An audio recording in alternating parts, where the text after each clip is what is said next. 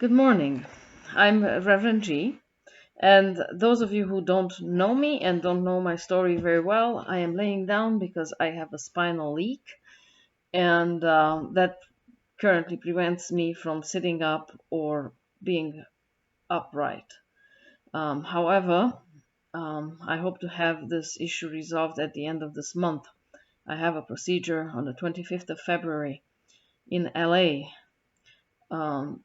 And hopefully I'll be able to walk again and stand upright, hold my head upright. Um, happy Valentine's Day. Please let's acknowledge together that these have been a few very weird years at best, um, profoundly painful, unsettling.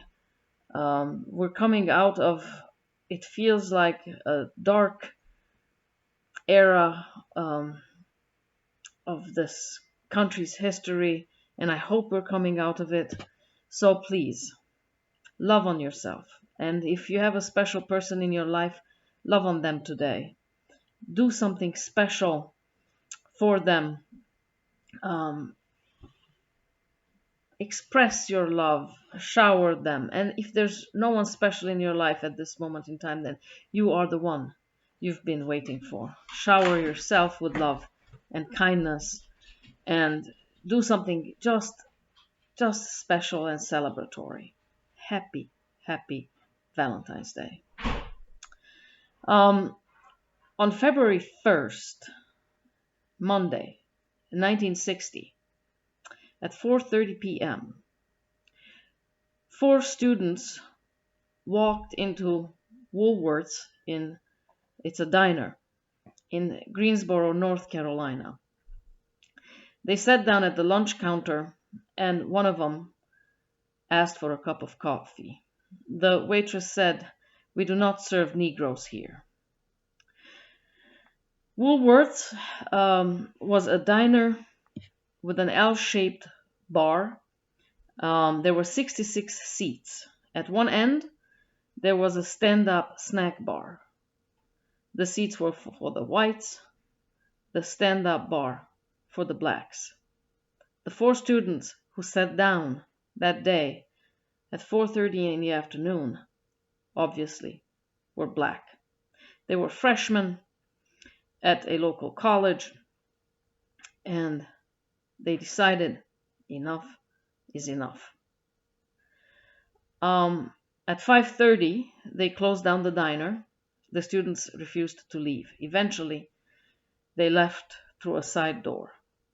A small crowd had gathered outside, including a photographer to a news media outlet, and one of the black students told him, "Tomorrow I'll be back with the college." The next day, 27 men and 4 women sat down at the counter. Um, the police was called. White thugs came. The following day, on Wednesday, students from other local colleges also joined in. Their number now grew to 80.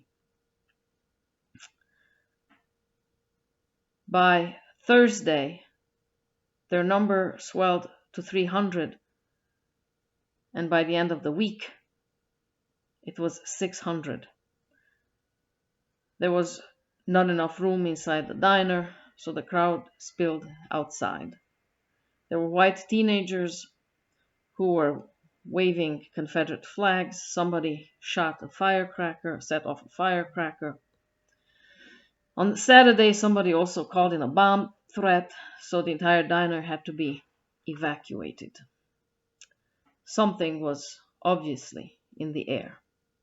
By Monday, the sit-in had spread outside the city boundaries, um, and into Durham, then Raleigh, and all over North Carolina.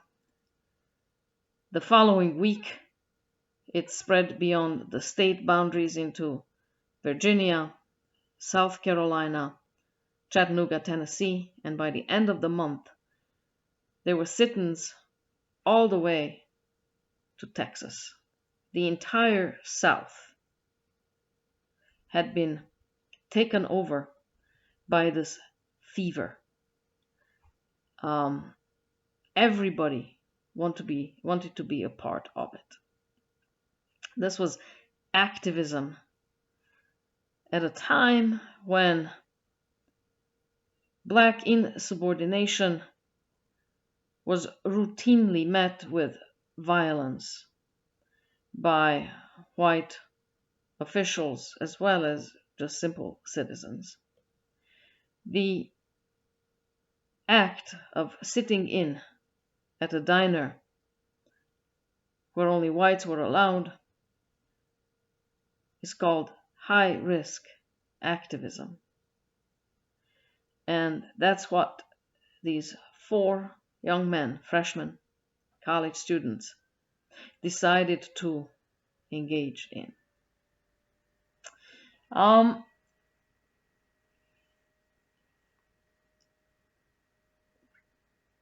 As you remember, this year, our overarching theme for the church year is revolution. And each month, we examine a sub-theme that aligns with our overarching theme of revolution. And February is obviously activism. It is also Black History Month. And so I wish to talk to you about activism. And it is Valentine's Day. And I will have you know that in my mind, in my understanding, there's no greater act of love than standing up for the underdog. And the reason we engage in activism is because we want to right a wrong. And there's no greater act of love than doing that, especially when we are willing to put our bodies, our lives on the line. Now, there was all sorts of activism throughout the South. This was just one form, the sit-in. We also know about the Mississippi tragedy where 3 university students were killed, captured, and killed. They went from the north. So this was another form of activism where they recruited a great number of largely white students from the north who then traveled down to the south to enroll people into voting. And they were met with tremendous violence by the whites of the South. And the 3 in Mississippi were killed. This is a famously known case. Many were bullied, injured, shot at, beaten, abused. About 1/3 of these volunteer activists from the North dropped out fairly early on. And the rest of them carried on. Now, what is the difference between the dropouts and the ones who stayed in? Also, what is the relationship between these 4 in Greensboro who sat in at the Woolworth's diner? So there are social scientists who have studied these cases, and they concluded that the dropouts had weak ties to the movement. So in other words, they were just individuals who shared the philosophy, who were fired up, and who believed that racism needed to be brought to an end, that blacks needed voting rights, needed to be liberated, that there had to be equal rights for blacks. There was no difference in their commitment to the philosophy. The difference was that they had weak ties to the movement. In other words, they didn't have friends in the movement. Those who had friends who joined this movement because they had friends were more likely to stay in and see it all the way through. This is true for the four as well. They all went to the same college, three of them went to the same high school, they knew each other. They frequently hung out together. They would smuggle beer into the dormitory. Two and two roomed together, and the four would come together in one of the rooms. They would share beers and they would talk. And they obviously knew about all the injustices done throughout the South, and they would talk about it. And together, they came up with this idea of sitting in at the diner. They talked about it for about a month. Then one day, one of them came and he said, "Are you guys ready?" And they said, "Ready for what?" "Well, we're going to go sitting at the diner." And they said, "Are you crazy?" And then he said, "Are you chickens?" And that was it. Now they had to go. And they went. One of them said, if anybody would have stood behind him and would have just said as much as boo, he would have fallen off his chair, his seat. He was so scared. They were so scared, but the four of them were supporting each other. So this is known as strong tie activism. Online activism is known as weak tie activism. So when you start spreading ideas and causes online on Facebook, Twitter, Instagram, and then people kind of join in and then they share it, they share the cause. That's a weak tie. It doesn't require much to share a post. It doesn't require much to hit the like button, even the heart button.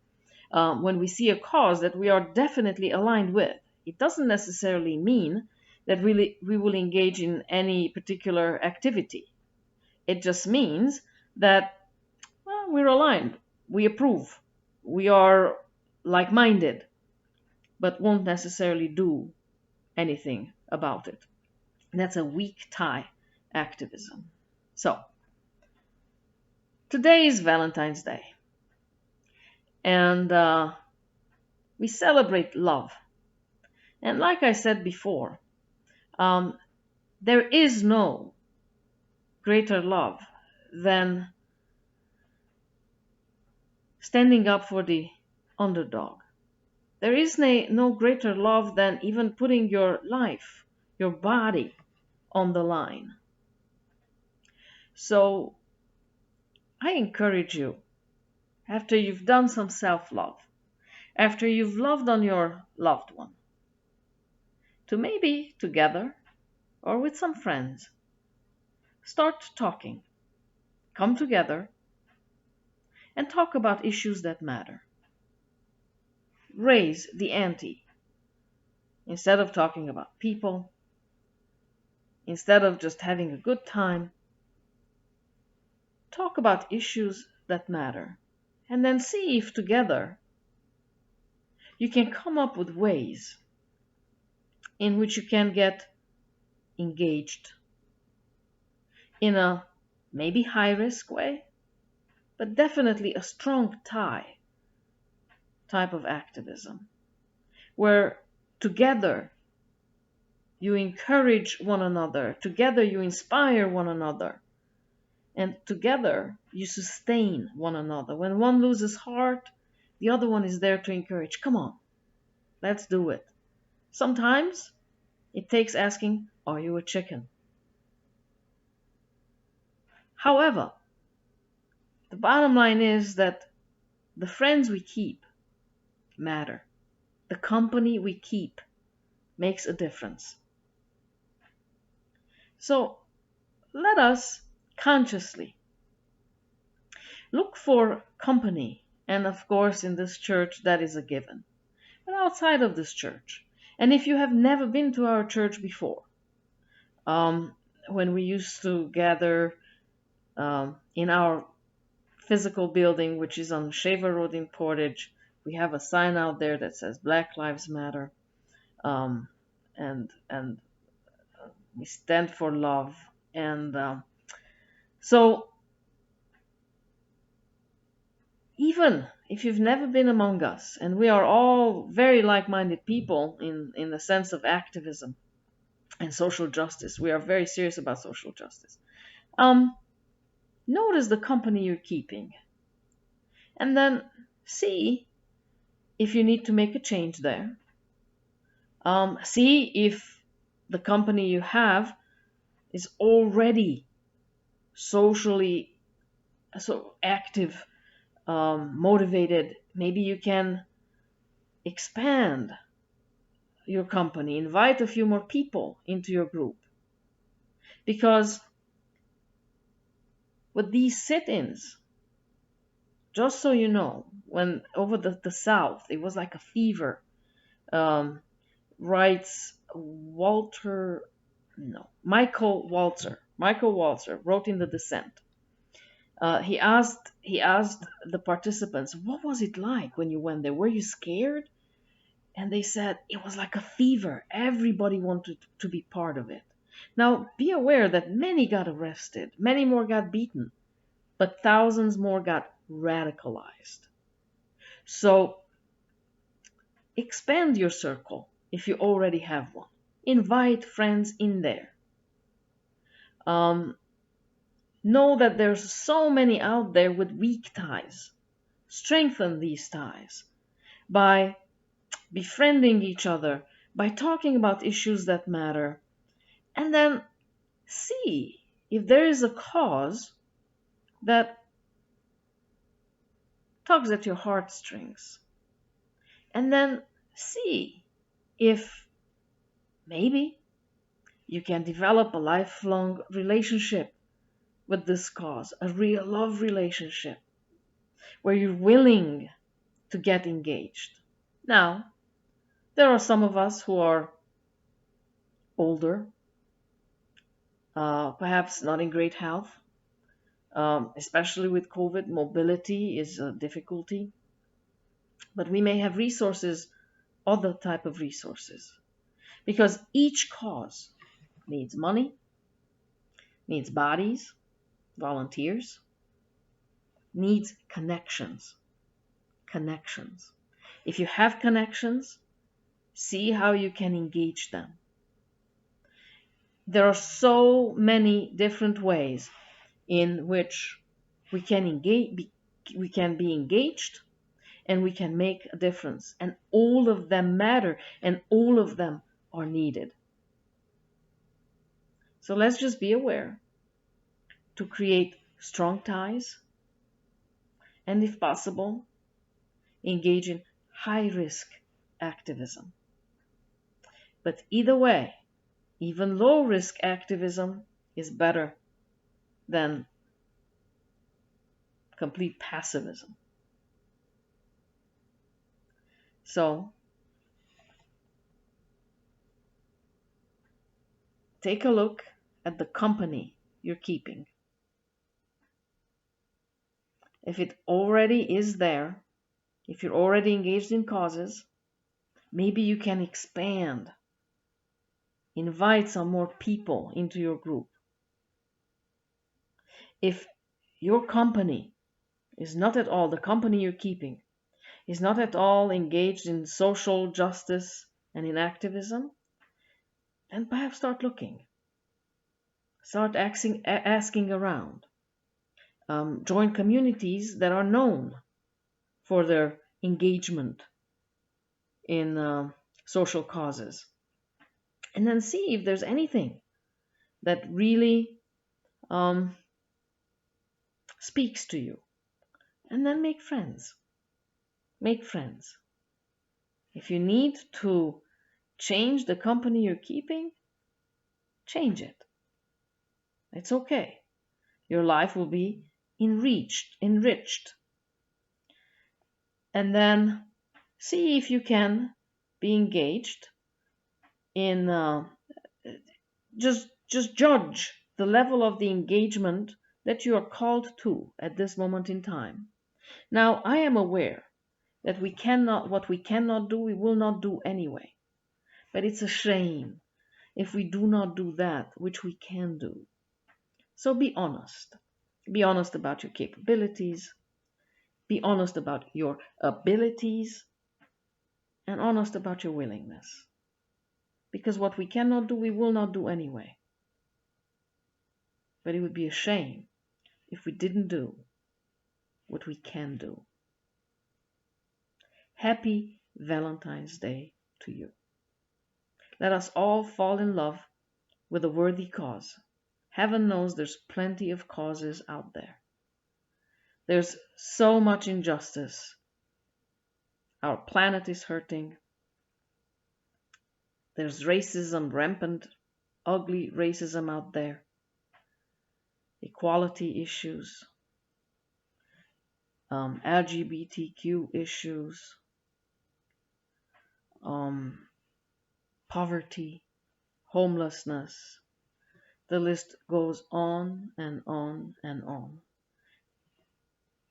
Some people are really engaged in animal rescue. There's people trafficking, so many causes. I don't know which one is yours. I just know that you can fall in love. And I wish that for you.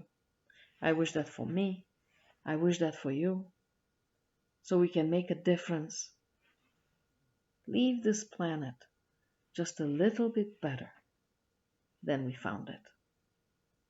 And so it is. Thank you for sharing your time with us.